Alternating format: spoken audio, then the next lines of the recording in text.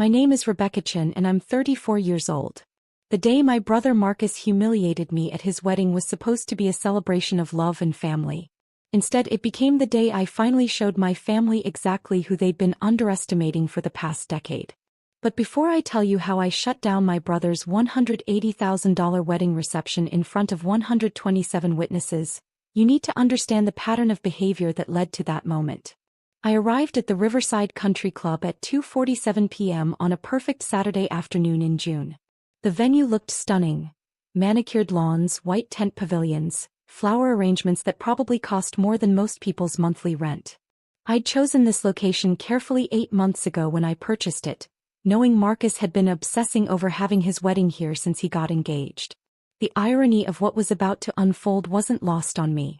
I pulled up to the front entrance in my modest Honda Civic, watching as valets rushed to open doors for BMWs and Mercedes. When I stepped out, a valet approached me with a polite smile. "Welcome to Riverside Country Club. Are you here for the Marcus Chin wedding?" "Yes, I'm his sister," I said, handing him my keys. He took them, but before I could walk toward the entrance, my mother appeared at the top of the stairs. She was wearing a champagne-colored dress that probably cost $3,000, her hair perfectly styled, diamonds glinting at her throat. The moment she saw me, her expression shifted from elegant hostess to cold dismissal. "Rebecca," she said, descending the stairs with calculated grace. "You're here." Not, "I'm so glad you came," or, "You look lovely." Just the acknowledgement of my presence, delivered with the emotional warmth of a parking ticket. "Of course I'm here, Mom. It's Marcus's wedding." She looked me up and down, taking in my simple navy dress. Elegant but not flashy, appropriate but not expensive. I saw the judgment flicker across her face. "The service entrance is around the back," she said, loud enough that several arriving guests turned to look. "Family uses the front entrance. You're not really family." The words hung in the air like a slap. I counted 127 guests within hearing distance. Some already inside the lobby, others arriving, a few standing on the terrace with cocktails. All of them had heard. Some looked away uncomfortably. Others stared with undisguised curiosity. A few whispered to each other. My mother adjusted her dress with deliberate precision, as if she'd just handled an unpleasant but necessary task. "Marcus has a seating chart. You'll be at table 18 near the back. Please use the service entrance so you don't disrupt the other guests." Before I could respond, my brother Marcus appeared with his phone out, already filming. He was wearing a custom tuxedo, his hair styled perfectly, his smile wide and cruel. "This is perfect," he said, capturing the moment. "Hey everyone, say hi to my sister who can't even afford to dress properly for my wedding." He filmed me standing there, then panned to show the service entrance sign with an arrow pointing around the building. Within minutes, I saw him typing on his phone. The post went up on Instagram before I'd even moved. A video of me standing awkwardly at the front entrance with the caption, "Know your place" face with tears of joy, #family hierarchy, #wedding day, #not all heroes wear capes. I took a deep breath and smiled. "Of course, Mom. I'll use the service entrance. Congratulations, Marcus." I walked around the building, passing the kitchen delivery area, the staff parking lot, and finally reaching a plain metal door with a small sign that read, "Service entrance, staff only." A young woman in catering uniform held it open for me, looking embarrassed. "I'm so sorry about this," she whispered. "I heard what happened out front." "It's okay," I told her. "I'm exactly where I'm supposed to be." She led me through the industrial kitchen, past stainless steel prep stations and staff changing rooms, finally emerging into the main reception hall through a door marked "Staff Access." I could see the elegant ballroom from this angle. Crystal chandeliers, floor-to-ceiling windows overlooking the golf course, tables dressed in ivory linens with elaborate centerpieces of roses and hydrangeas. Table 18 was indeed in the back corner, partially hidden behind a support column, with a view of exactly nothing except the exit signs and the kitchen door. My place card read simply Rebecca, while every other card on nearby tables included last names and titles: Dr. Thompson, Judge Martinez, Senator Wong's family.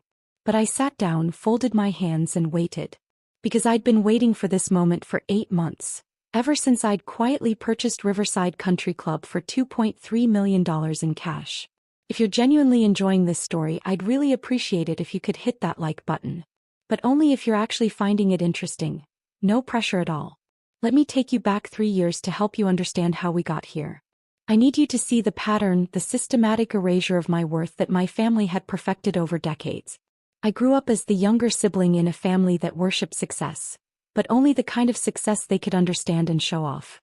Marcus went to Wharton, got his MBA, and landed a position at a prestigious investment firm in Manhattan.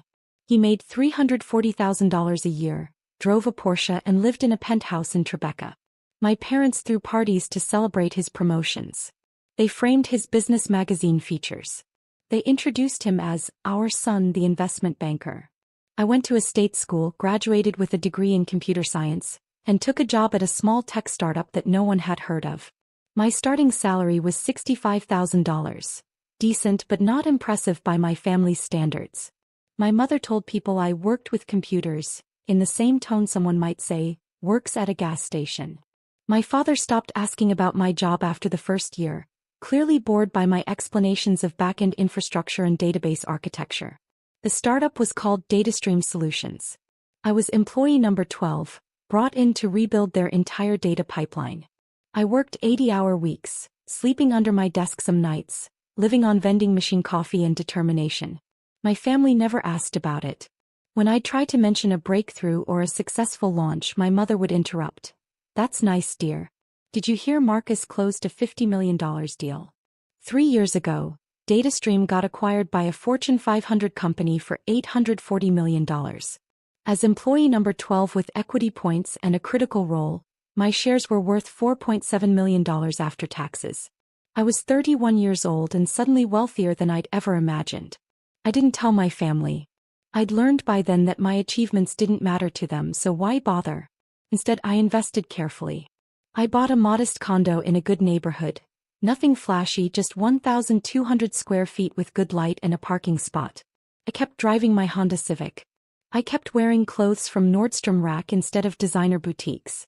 I invested in index funds, bought a few rental properties, and continued working as a senior engineer at the acquiring company for $180,000 a year plus benefits.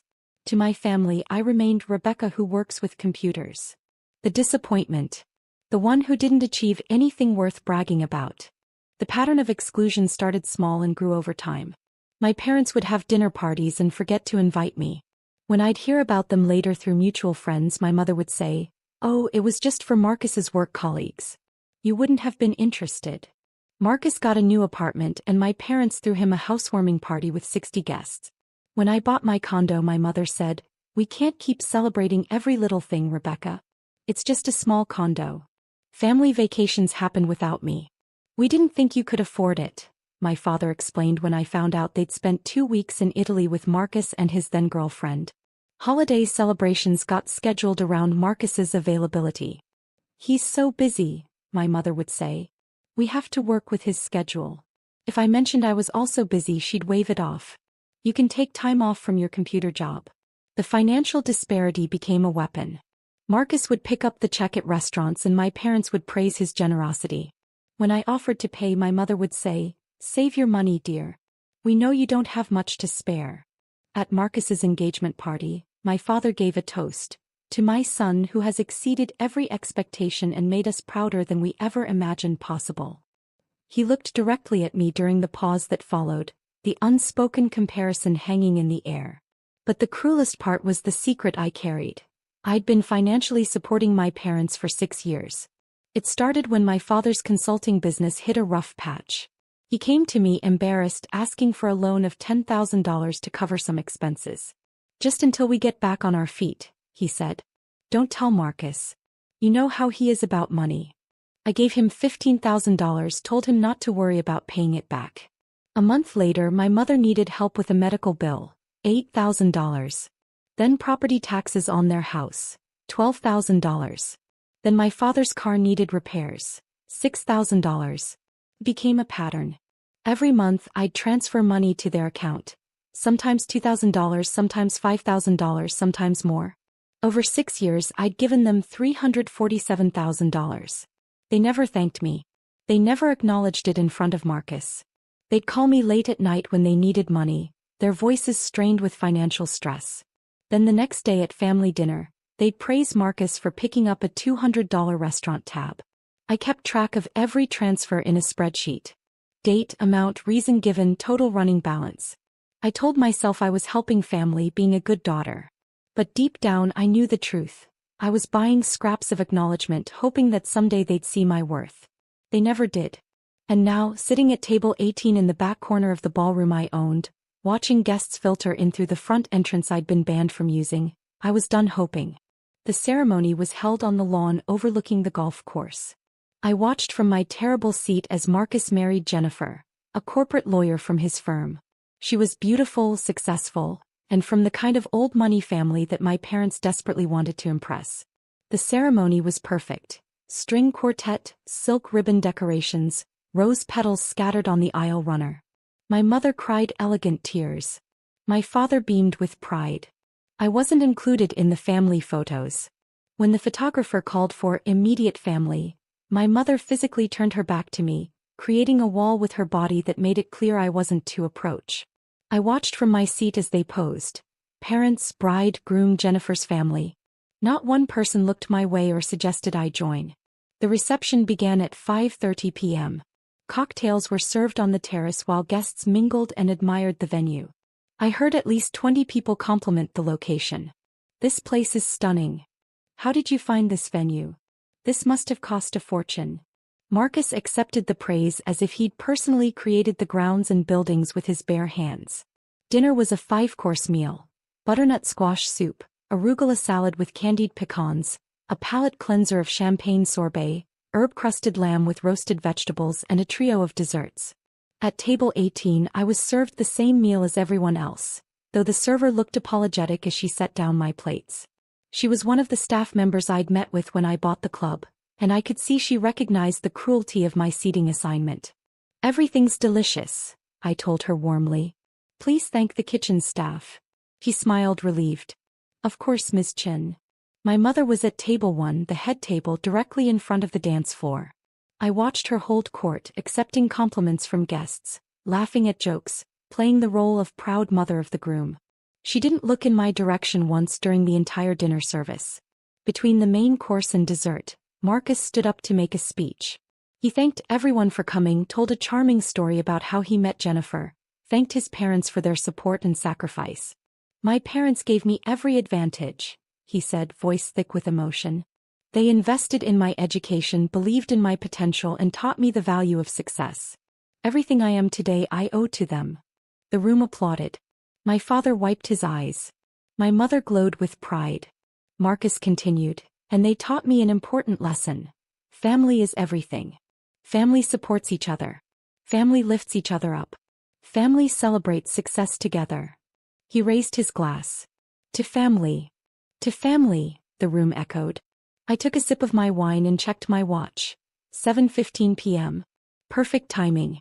After dessert the dancing began. The DJ played upbeat music and guests flooded the dance floor. I remained at table 18 watching the celebration from my exile. A few distant relatives stopped by to say hello, clearly uncomfortable with my isolation but not uncomfortable enough to challenge it. "You look well," they'd say. "How's work?" Then they'd drift away, relieved to return to the celebration. At 7:43 p.m., I saw my mother approach the DJ booth. She was laughing with Jennifer's mother, pointing at something on a tablet, probably the photo slideshow they'd prepared. The DJ nodded and announced a special presentation. The lights dimmed. On a large screen behind the head table a slideshow began, Marcus and Jennifer, a journey to forever. Photos from their childhoods, their college years, their early dating days, their engagement. Soft music played. Guests cooed and applauded. Then came the family photos. Marcus as a baby with my parents. Marcus's first day of school. Marcus's high school graduation. Marcus at Harvard. Marcus at his first job. Photo after photo of Marcus with my parents. Marcus achieving milestones, Marcus being celebrated. Not a single photo included me. Not one. In photos where I knew I'd been present, family vacations, holiday dinners, birthday parties, I'd been cropped out or the photo had been chosen from an angle that excluded me entirely. It was a historical revision, a visual statement. This family consists of 3 people and I am not one of them. Drop a comment and let me know where you're watching from. I love hearing from people who've dealt with difficult family dynamics. The slideshow ended to enthusiastic applause. My mother dabbed at her eyes with a handkerchief. Marcus hugged his parents, then hugged Jennifer's parents. The DJ announced it was time for the parent dances. First dance with the mothers, then the fathers. While Marcus danced with my mother, I stood up and walked quietly toward the venue manager's office. I'd timed this perfectly. The celebration was in full swing. Everyone was distracted and emotional and no one would notice my absence. David Morrison, the venue manager, was exactly where I'd asked him to be. In his office reviewing the evening's schedule. He looked up when I knocked. "Miss Chen, is it time?" "It's time," I said. He nodded, stood and straightened his tie. "I'll make the announcement during the father-daughter dance as you requested." "Are you certain about this?" "I've never been more certain about anything in my life." "Very well." He picked up a tablet and followed me back toward the ballroom. We waited in the service hallway, watching through the staff entrance as Marcus danced with my mother, then transitioned to dancing with Jennifer's mother. The song changed. My father approached Jennifer for their dance. The father-daughter moment everyone anticipated. The music swelled. Guests circled the dance floor, phones out, capturing the moment. It was beautiful and touching and exactly the kind of memory my parents loved. Being at the center of someone else's important moment, basking in reflected glory. David cleared his throat, checked his tablet once more and then walked onto the dance floor. He moved with quiet authority, his presence professional but firm. He approached my father and Jennifer mid-dance. "Excuse me," David said, his voice polite but clear enough to carry. "I apologize for the interruption." The music didn't stop immediately, so David gestured to the DJ who faded the song. The sudden silence was jarring. All 127 guests turned to look. My father, confused and annoyed, stopped dancing. "What's the meaning of this?" he demanded. "This is my son's wedding." David maintained his professional composure. "Sir, I'm David Morrison, the venue manager here at Riverside Country Club. I need to speak with you regarding this evening's event." My mother had pushed through the crowd now, her face tight with anger. "This is highly inappropriate. We paid for this venue. Whatever problem you have can wait until after the reception." "Actually, ma'am, that's precisely what I need to address." David looked around the room, making eye contact with several guests. "I've been informed that there's been a significant misunderstanding about this venue and tonight's arrangements." Marcus stepped forward, his confidence radiating. He'd dealt with difficult vendors before. This was just another person who needed to be managed. "Look, Morrison, we booked this place 6 months ago. We have a contract. Whatever issue you think you have, it can be handled through proper channels. Right now you're interrupting my wedding reception." "I understand, Mr. Chin. However, I'm not here about the booking or the contract." David consulted his tablet. "I'm here because the property owner has requested that I make an announcement regarding ownership of Riverside Country Club." The room had gone completely silent. Every person was watching, many still holding up their phones, inadvertently recording what was about to happen. I could see confusion on most faces, curiosity on others. My mother's expression had shifted from anger to uncertainty. "The owner," my father said. "What does the owner have to do with anything? We're paying customers." "That's just it, sir. You're not." David turned slowly, scanning the room until his eyes found me standing near the service entrance. He lifted his hand and gestured in my direction. "Ladies and gentlemen, I'd like to introduce you to Ms. Rebecca Chen, who purchased Riverside Country Club 8 months ago for $2.3 million. She is the owner of this property, and she has been since October of last year." You could have heard a pin drop in that ballroom. Every head turned toward me. Phones pivoted, capturing my face. I stepped out of the shadows near the service entrance and walked slowly toward the center of the room, my modest navy dress suddenly feeling like armor. My mother's face had gone completely white. My father stood frozen, his mouth slightly open. Marcus looked like someone had physically struck him. Confusion, disbelief, and dawning horror crossing his features in rapid succession. "What?" my mother whispered. That's not possible." I reached the edge of the dance floor and stopped. "Hello, Mom." Marcus. "Beautiful wedding. Really beautiful venue, isn't it? I thought so too when I purchased it last October." You're lying, Marcus said, his voice cracking. You can't afford, you don't have, there's no way. I have the property deed, the purchase documents, the LLC formation papers, and 8 months of ownership records, I said calmly. David, would you like to continue? David nodded. Ms. Chin specifically chose not to reveal her ownership when the venue was booked. She paid for all the services tonight personally. The catering, the bar, the DJ, the flowers, the tables, chairs, everything. The $47,000 deposit your family paid 6 months ago? Ms. Chin had that transferred into an escrow account. You'll receive a full refund. My father found his voice. Rebecca, what is this? Some kind of joke? No joke, Dad. Just the truth. I own this property. I paid for this entire reception. The country club you've been bragging about to all your friends for 6 months? The prestigious venue Marcus was so proud to book? I let him book it. I looked around at the 127 witnesses, their phones still recording. The service entrance I was told to use because I'm not really family? Also mine. Jennifer, Marcus's new bride, spoke for the first time. I don't understand. If you own this place, why didn't you say something? Why did you let them treat you like that? Because I needed everyone to see exactly who they are, I said simply. I needed witnesses. I needed it documented. I looked at Marcus. I especially needed that Instagram post you made, Marcus. Know your place, with the hashtag family hierarchy? That's going to be really interesting evidence. Evidence, my mother said faintly. Evidence for what? For the lawsuit I'll be filing if anyone in this room tries to claim this was some sort of elaborate prank or that I'm lying. I have 8 months of property records, tax payments, insurance policies, and business licenses. I have the LLC formation documents showing I'm the sole owner. I have bank statements showing the $2.3 million purchase. Would you like David to show you the deed with my name on it? The room remained silent. I could see some guests exchanging glances, others looking down at their phones, probably already texting friends about what they were witnessing. A few people looked genuinely upset on my behalf, realizing they'd just watched a family publicly humiliate someone who owned the very ground they were standing on. My mother tried to regain control. Rebecca, this is Marcus's wedding day. Whatever issues you have, this is not the time or place. No, Mom. This is exactly the time and place. Because this is the culmination of years of you telling me I'm not good enough, not successful enough, not worthy enough to be considered real family. You made me use the service entrance at a venue I own. You put me at table 18 behind a column hidden away like something shameful. You erased me from the family slideshow. You made sure 127 people witnessed your contempt for me. I turned to address the room. I want to be clear to everyone here. I hold no ill will toward any of you. You're guests at what was supposed to be a celebration. But I need you to understand what you witnessed tonight.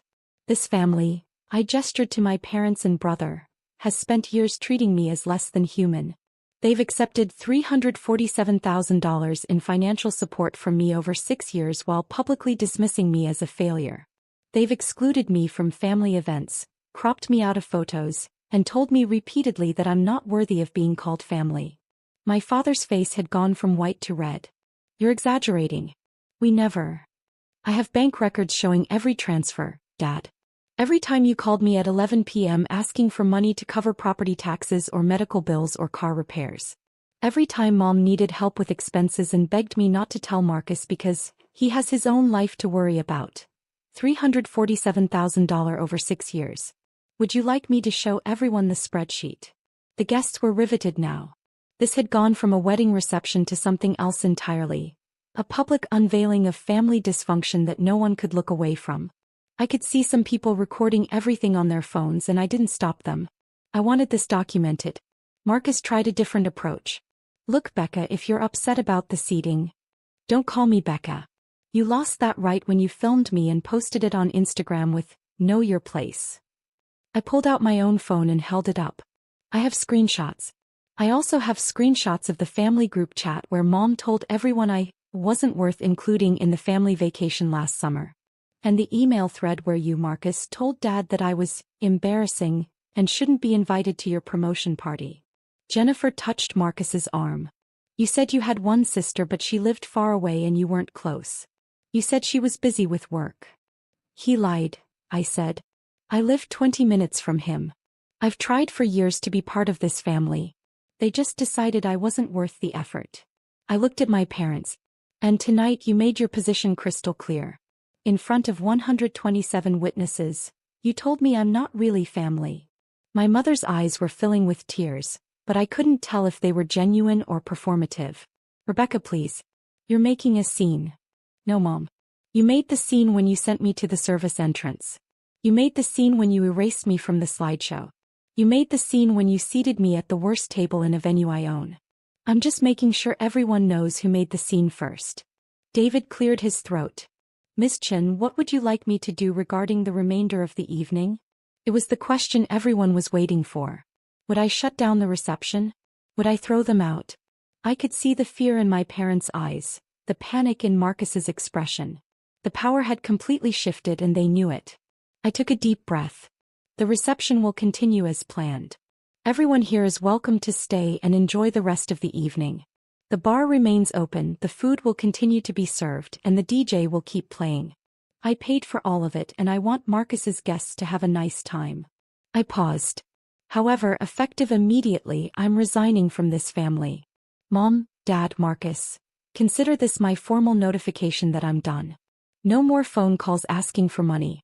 No more expectations that I'll show up to be insulted. No more pretending that I'm part of a family that doesn't want me. You can't just, my father started. I absolutely can. And I am. I looked at David. Please have security escort my parents and brother out after the reception ends. They're not welcome on this property after tonight. You can't ban us from a country club.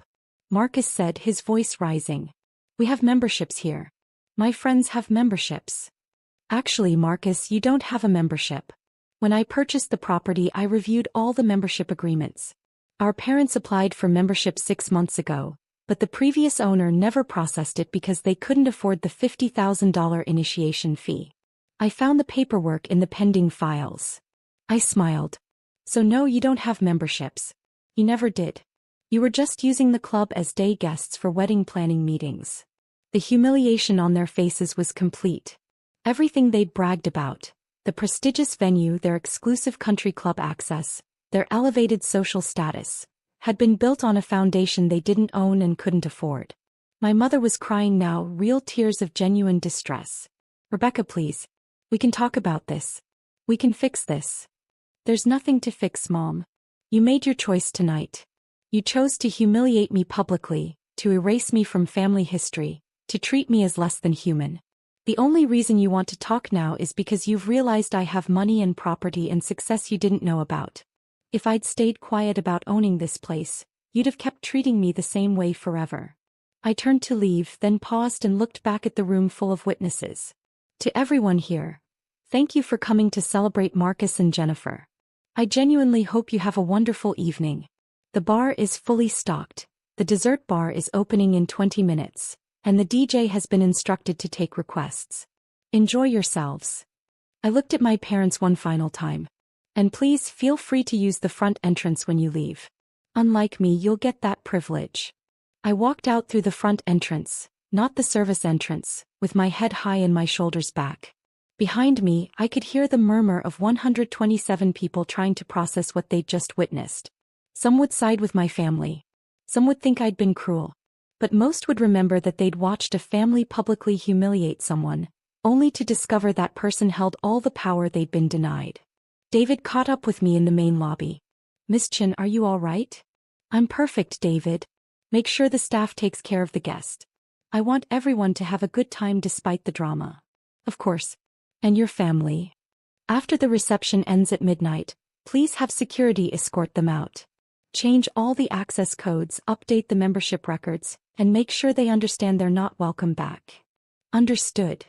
He hesitated. For what it's worth, what you did in there took tremendous courage. It took 8 months of planning and $2.3 million, I said. But yes, it also took courage. I drove home that night, got into comfortable clothes, poured myself a glass of wine, and finally let myself feel everything I'd been holding back. I didn't cry, I was past tears. I felt lighter, like I'd been carrying a weight I didn't know I could put down. My phone started ringing at 11:47 p.m., right as the reception would be ending. Marcus called first, then my mother, then my father, then Marcus again. I didn't answer. They called 6-7 times before midnight. Then the text started. How could you? You ruined everything. This is so cruel. Call us immediately. I blocked all their numbers at 12:15 a.m. and went to bed. The next morning my phone showed 89 missed calls from various family members. Aunts, uncles, cousins who'd been at the wedding. I blocked them all. A few sent emails instead, which I read out of curiosity. Most condemned me for ruining Marcus's special day. A few said I was petty and vindictive. 3 people, my cousin Sarah, my Aunt Patricia, and a family friend named Helen, sent messages of support. I can't believe they treated you that way, Sarah wrote. You showed incredible restraint. Most people would have shut down the whole reception. I responded to those 3, thanked them for their kindness, and deleted the rest of the emails without reading them. 2 weeks later, I received a letter from an attorney representing my parents. They were demanding I return the $347,000 they claimed I stole from them. The letter stated that the money was given under false pretenses, and that I had manipulated vulnerable elderly people. I forwarded the letter to my own attorney with copies of every bank transfer, every text message begging for money, every email about unpaid bills. My attorney responded to their attorney with a simple message. Ms. Chin has extensive documentation showing that all funds were gifts freely given. If your clients persist in making defamatory claims, we will file a countersuit for harassment and defamation. Additionally, Ms. Chin is prepared to provide evidence of financial elder abuse if your clients' claims suggest they were not mentally competent to manage their own finances. I never heard from that attorney again. 3 months after the wedding, I was having coffee at a local cafe when I ran into Jennifer, Marcus's wife. She was alone, looking stressed and tired. When she saw me, she hesitated, clearly unsure whether to approach. Rebecca, she said finally. Can I talk to you for a minute? I gestured to the empty chair across from me. Sure. She sat down, ordered a latte, and then said, I owe you an apology. I didn't know about any of it. Marcus told me you were distant, that you'd chosen not to be close to the family. He never mentioned that they treated you the way they did. Did he tell you I'd been sending them money for 6 years? No. I found out because your mother called me crying 3 weeks after the wedding, begging me to convince you to start sending them money again. She said they were going to lose their house. Jennifer looked down at her coffee. That's when I started asking questions. Marcus finally admitted they'd been borrowing money from you for years. He claimed it was no big deal, that family helps family. Did he mention that they never once thanked me? Or that they spent those same years telling me I was a failure? No. He didn't mention that either. She took a breath. I also found out that he knew about DataStream. He knew about your acquisition payout. He's been following the tech industry news for years. It's part of his job. He knew you made millions and he never said anything. That actually surprised me. He knew. He knew. And he deliberately kept it from your parents because, and these are his words, if they knew she had money, they'd stop respecting my success. Jennifer's hands were shaking slightly. He wanted you to stay small in their eyes so he could stay big. The cruelty of that took my breath away. It was one thing for my parents to be oblivious, to genuinely not know about my success. But Marcus knew, and he'd actively worked to keep me diminished in our parents' estimation. He'd protected his status as the golden child by ensuring I stayed the family disappointment. I'm filing for divorce, Jennifer said quietly. That's why I wanted to talk to you. I need you to know that I didn't know, and I'm sorry I didn't speak up that night. I should have said something when they made you use the service entrance. I should have questioned why you weren't in the family photos. I was so caught up in wedding planning and trying to fit into his family that I didn't pay attention to what was really happening. You're not responsible for their behavior, I told her. And you're not responsible for Marcus's lies. Maybe not. But I participated in it by staying silent. That makes me complicit. She pulled out an envelope and slid it across the table. This is from the wedding. I thought you should have it. I opened the envelope. Inside was a check for $47,000, the deposit my family had paid for the venue, which I'd put into escrow and planned to return eventually. I can't take this, I said, pushing it back toward her. Yes, you can. Marcus used money from our joint account, money I earned, to make that deposit. I'm giving it to you as a wedding gift for the wedding that should have celebrated you instead of excluding you. She stood up. I'm sorry, Rebecca. I'm sorry for all of it. She left before I could respond. I sat there with the check, processing the fact that Marcus's wife had shown me more decency in a 10-minute conversation than my family had shown me in 34 years. It's been 18 months since Marcus's wedding. I still own Riverside Country Club, which has become quite profitable under my management. I've used the property for charity events, hosting fundraisers for local schools and community organizations. The service entrance has been permanently closed and converted into an office suite. There's only one entrance now and everyone uses it. My parents lost their house 8 months after the wedding. Without my monthly transfers, they couldn't keep up with the mortgage payments. They had to sell and move into a small rental apartment. I heard through the grapevine that they tried to take out loans using Marcus's income as collateral, but he refused to help them. The golden child apparently only shines when it's convenient. Marcus and Jennifer's divorce was finalized 4 months ago. I heard he's dating someone new, another lawyer with the right pedigree and connections. My mother called me from a number I didn't recognize, leaving a voicemail saying they'd made mistakes and wanted to start fresh. I didn't call back. I don't miss them. That's the part that surprises me most. I genuinely don't miss being part of a family that never valued me. I've built my own family now. Sarah, my cousin who supported me, has become one of my closest friends. Aunt Patricia and I have dinner once a month. I've gotten involved in mentorship programs for young women in tech, and those relationships have become more meaningful than any biological connection I ever had.